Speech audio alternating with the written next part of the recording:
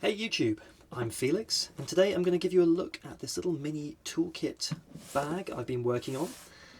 This is a sort of bag full of tools which you could throw in your car or throw in your backpack and just have everything you would possibly need to handle most situations. That's the goal. It's obviously not going to be the perfect toolkit for everything. You won't be able to fix a car with this, but the goal is that you'll have everything in here you need to sort out most problems. I'm just going to bring in this little scale here so I can weigh it for you.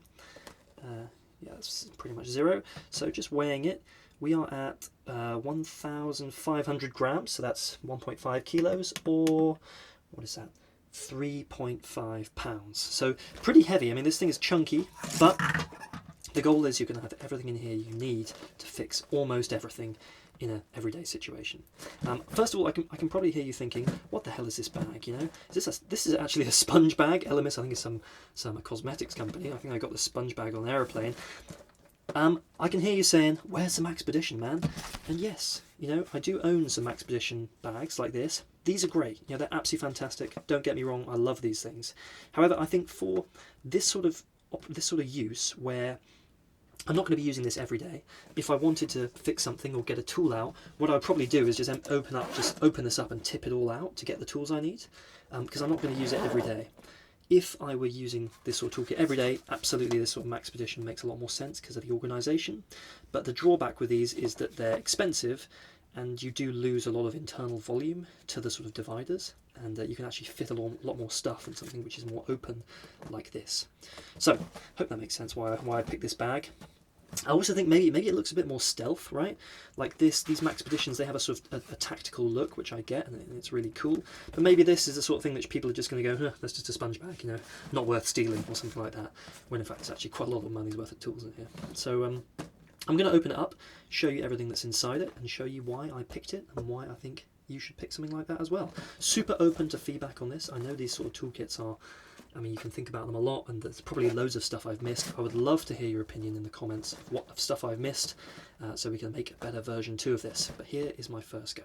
Okay, let's have a look. I'll lay everything out.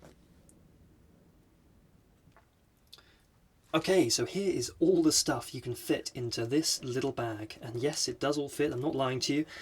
This bag has a surprisingly large volume. It also has this little divider on the inside here, which you can use. Well, I use to put some of the smaller items, just so they don't get sort of lost in the bottom. But yeah, it's a ton of stuff. Here it all is. I'm just going to go through it all quickly, not try and bore you to death. I mean, some of this stuff is super obvious and very self-explanatory. For example, zip ties can never go wrong. Obviously, every toolkit should have some zip ties in it. Also, nitrile gloves. For when you don't want to get your hands dirty, I've got a couple of pairs of my favourite black nitrile gloves in there. Super useful. Again, very obvious item down here. We've got some duct tape, black and white on credit cards, just so they don't take up too much space. Again, a must-have. Everyone's got this in their toolkit. Super glue as well. Very obvious in a little bag so it doesn't leak anywhere in case it breaks open. Can never go wrong with super glue. Lighter. Absolutely obvious. The mini Bics are my favourite. These are absolutely tiny and never go wrong. Getting to some slightly more interesting stuff. Some Sugru. If you've never seen this stuff before, I strongly recommend you have a go and try it out. It's brilliant stuff. It's a sort of mouldable rubber glue that you can use to fix a lot of stuff. Would definitely recommend investing in some of that, having a go. Just going on, a few little miscellaneous items. A little plastic razor blade. These are great for like sort of cleaning glass or sort of cleaning residue off stuff. They're not really sharp, they're just good for scraping.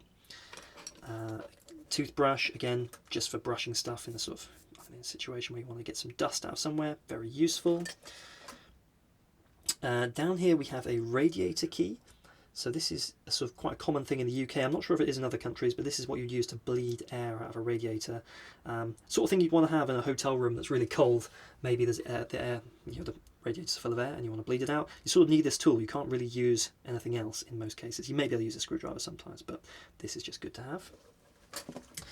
We have one of my personal favourite tools. I don't see this in that many people's toolkits. Sort of surgical style forceps. These locking forceps, super useful. If you need them to, because they lock, they're great for sort of stabilizing something. So if you're working on something, they can hold it in place for you. Or perhaps if you need to fish something like a ring out of a drain, they're very useful because of their sort of skinny design. We really recommend a pair of these. They're cheap as hell and worth having a look at. Okay, next interesting stuff. We've got a lubricant pen here. This is like sort of WD-40 oil in a pen. Just easier than carrying a can of WD-40, right? Much smaller, and can be used for sort of oiling hinges, that sort of thing. We've got a few writing implements. An Edding white paint marker, which will write on literally anything.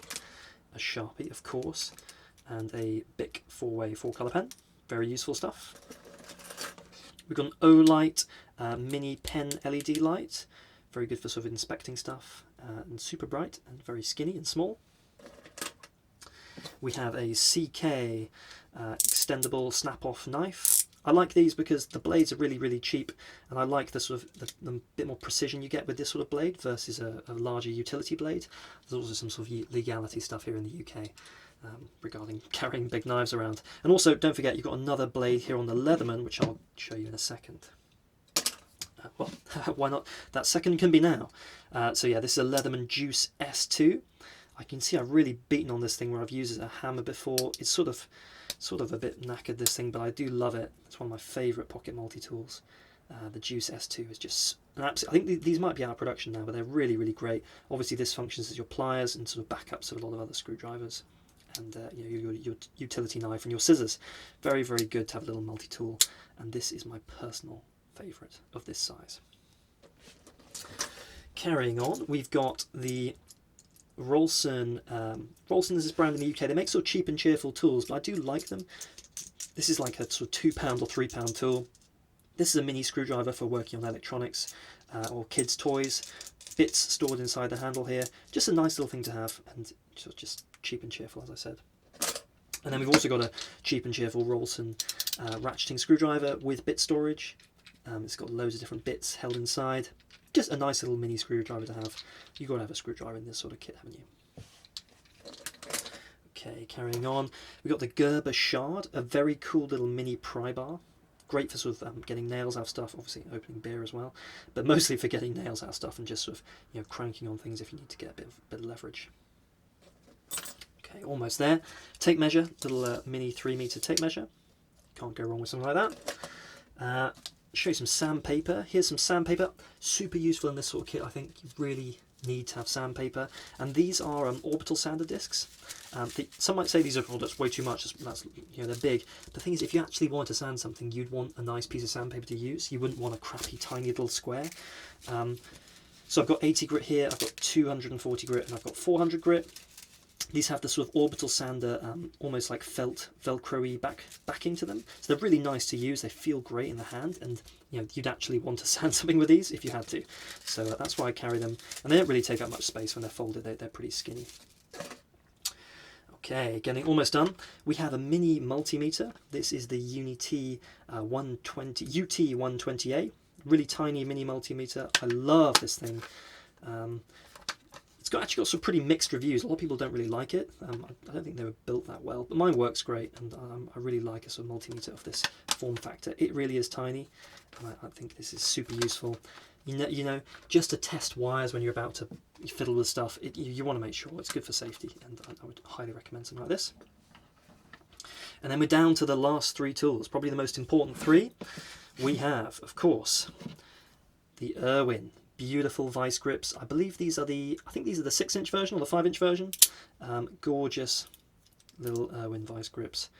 I mean, such a useful tool. You can't even, look at the strength on them is actually really quite strong compared to their size. I think these are fantastic. And I cannot recommend these highly enough. And also, of course, the pièce de résistance, the beautiful X Pliers Wrench.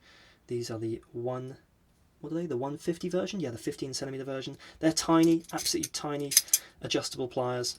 Super useful, and absolutely beautifully made as usual. I've got their bigger brother. I'll just show you. Here it is. Here it is. Here it is, the bigger brother. There's the bigger brother, just to compare.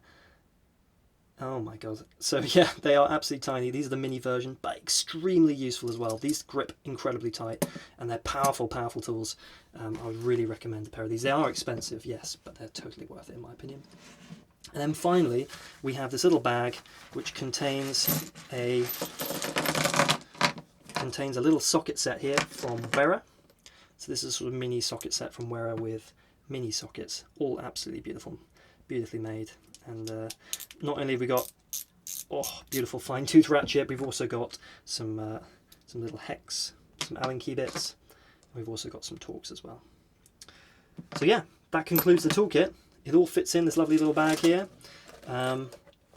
Show me yours. I would love to see what your toolkits are, and then please let me know if you have any recommendations for new stuff I can add and I can make this better with. I'd love to improve it. But yeah, have a good day. Take care.